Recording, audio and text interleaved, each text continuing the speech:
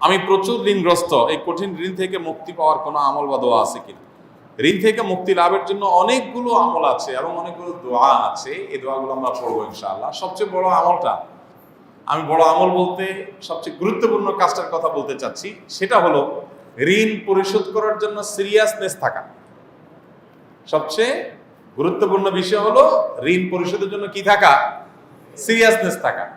আমি অনেক মানুষকে জানি যারা ঋণ পরিশোধ করতে চান, অনেক ঋণ হয়ে গেছে, ঋণ পরিশোধ করতে চান, আমার কাছে এসে বলছেন, হুজুর এটা দোয়া শিখাই দেন, যেটা পড়লে আল্লাহ তাআলা ঋণ পরিশোধ করে দিবেন। আমি বলি ঠিক আছে, দোয়া আপনারা শিখাবো, আগে বলেন ঋণ কত টাকা। তো ধরেন বললো যে আমার এত লাখ টাকা ঋণ, আপনার ঋণ পরিশোধ করার কোনো ব্যবস্থা নাই? না হুজুর, কোনো ব্যবস্থা নাই। কোনো টাকা পয়সা নেই? না, কোনো টাকা পয়সা নেই। জমি জমা কি পরিমাণ আছে? এই 2-4-5 বিঘা জমি আছে। তো জমি বিক্রি করে ঋণ পরিশোধ করতেছেন না কেন? এটা কোনো কথা হুজুর, জমি বিক্রি করে ঋণ শোধ করবো? অনেকে আছে ব্যবসার টাকা আছে, না ভাই পকেটেরটা দিয়ে ঋণ শোধ করবো না। আপনি দোয়া শিখাই দেন, দোয়া দিয়ে কাটাকাটি হয়ে যায়, আমারটা আমার কাছে থাকো। আমার কথা বুঝেন নাই? এইরকম বহু লোক আমি পাইছি যে এই টাইপের। আমি বলছি ভাই, আপনার সাধ্যে আছে, ঋণ পরিশোধ করার অ্যাবিলিটি আছে, ওইটা আপনি ব্যবহার করেন, পাশাপাশি আল্লাহর কাছে দোয়া করেন। আপনার হয়তো পুঁজি থেকে যাবে। অনেক লোক আছে ব্যবসা বাণিজ্য করে, ব্যবসার টাকা ক্যাশের টাকা দিয়ে দেনা দিব না ভাই, দেনাটা ফাও টাকা দিয়া, উৎমা টাকা দিয়া, অতিরিক্ত টাকা দিয়ে দিব, আর এটা আমি মূলধনে হাত দিব না। তো এইটা কখনো প্রকৃত অর্থে ঋণ পরিশোধ করার শুদ্ধ চিন্তা হতে পারে না। মনে রাখতে হবে, আমি নিজে আমার ঋণ পরিশোধ করাটাকে যদি ফরজ মনে করে দেখি, এটা ফরজ, এই ফরজ যদি মনে হয় আমার এবং যদি বিশ্বাস থাকে এটা, তাহলে আমার যদি ভিটাও বিক্রি করা লাগে, তারপরও আমাকে ভিটা বিক্রি করে হলেও ঋণ পরিশোধ করতে হবে।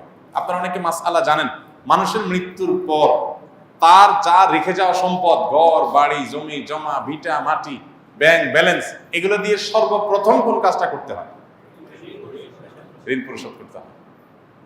তাহলে শরীয়ত কি গুরুত্ব দিয়েছে? আপনি জীবদ্দশায় করবেন না, আপনার মৃত্যুর পরে শরীয়ত বলছে আপনার সন্তানদের পরে ভাগযোগ, তারা থাকলে পাবে, না থাকলে নাই। আগে কি হবে? আগে ঋণ পরিশোধ হবে, দাফন কাফনের খরচ দেয়া হবে, ওসিয়ত করলে 1/3 পর্যন্ত কার্যকর হবে, টোটাল না। আপনি ওসিয়ত করে গেছেন আমার মৃত্যুর পর আপনি আমার টাকা দিয়ে একটা মসজিদ বানাই দিও, জি না, আপনি বললেই হবে না। আপনার টোটাল সম্পদের 1/3 যদি মসজিদ করা যায় ওকে, না হলে 1/3 বেশি কি হবে না, আপনার ওসিয়ত কার্যকর হবে না। কিন্তু ঋণ 100% কার্যকর হবে। আমি কি বুঝাতে পারছি? এত বড় গুরুত্বপূর্ণ বিষয়। আমাদের অনেক ভাইরা চিন্তা করেন, ঋণ পরিশোধ করতে যদি আমি জমি বিক্রি করে ফেলাই, তাই আমি কি খাবো, কি করবো? আরে ভাই, এমন একটা রোগ হয়েছে আপনার, যে রোগে ট্রিটমেন্ট করতে গিয়ে সব ভিটামিন বিক্রি করা লাগতেছে, না হলে ট্রিটমেন্ট হচ্ছে না, আপনি কি করবেন? আপনি বলবেন না সব বিক্রি করে ট্রিটমেন্ট করলে হবে নাকি? ট্রিটমেন্ট অল্প টল্প কিছু দিয়ে করি, আর এগুলো আমার থাকুক, আমি কবরে নিয়ে যাবো, এটা বলবেন আপনি? আমার আগে জীবন বাঁচক, সম্পদ বহুত হবে ইনশাআল্লাহ। ঠিক একইভাবে ঋণ পরিশোধ করি, আমার ইমান বাঁচক, তারপর সব হবে। আমাদের দেশে কেউ কাউকে ঋণ দিতে চায় না। আপনারা একটা হাদিস অনেকে শুনেছেন, কোন কোন ক্ষেত্রে দান করার চাইতে ঋণে সওয়াব বেশি। বিষয়টা একটু বুঝতে অসুবিধা হয়, দান করার চাইতে সওয়াব বেশি হয় কেমনি? আবার দান তো দিয়েই দিলাম, ঋণ তো দিলাম আবার নেব এই নিয়তে, তাহলে দিয়ে দিলে তার চাইতে আবার ঋণে সওয়াব বেশি কিভাবে হয়? এর অর্থ হলো যে কোন কোন খাতে, ধরেন এক জায়গায় আপনি একটা মসজিদে এখন 2000 টাকা দিলেন, মসজিদে আপনার 2000 না দিলে অসুবিধা হবে না, আরো বহুত লোক দেওয়ার আছে। এই দানের চাইতে আরেকটা লোকের 2000 টাকা লোন দিলে অনেক উপকার হবে, ওই লোনটা বেশি সওয়াব। কথা কি বুঝাতে পারছি? কয়েক গুণ বেশি সওয়াব হাদিসে আসছে। এই জন্য ঋণ পরিশোধ করার প্রবণতা, ঋণ পরিশোধ না করার প্রবণতা আমাদের সমাজে ব্যাপক আকারে হওয়ার কারণে ঋণ দেওয়ার ইবাদতটা হারায় গেছে সমাজ থেকে। এই জন্য সবাই ঋণ পরিশোধ করার ক্ষেত্রে দায়িত্বশীল হবো তো ইনশাআল্লাহ। নবী করিম সাল্লাল্লাহু আলাইহি সাল্লাম বলেছেন, তোমাদের মধ্যে সবচেয়ে ভালো মানুষ হলো সে যে ঋণ পরিশোধ করার ক্ষেত্রে ভালো মানুষের পরিচয় দেয়। দোকান থেকে বাকি নিয়েছেন, আপনি পরিশোধ করার ক্ষেত্রে ভালো মানুষের পরিচয় দিলেন, অর্থাৎ যা বললেন কথা জবান রাখলেন। আপনি খান না খান, আপনার থাকুক না থাকুক, আগে পাওনাদারের পাওনা পরিশোধ করলেন। এরকম আন্তরিকতার চেষ্টা থাকবে তো ইনশাআল্লাহ? আপনার এই চেষ্টা আছে, আন্তরিকতা।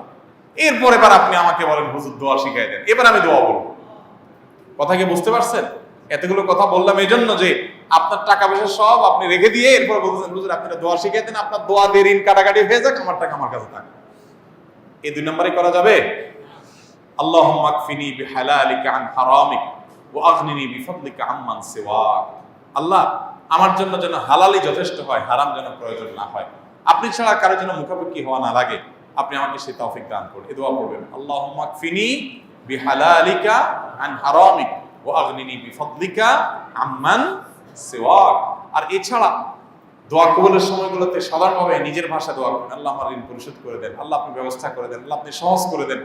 তাহাজ্জুদের সময়, পাঁচ ওয়াক্তের নামাজের পরে বিভিন্ন সময় আল্লাহ তাআলা ইনশাআল্লাহ সহজ করে দিবেন।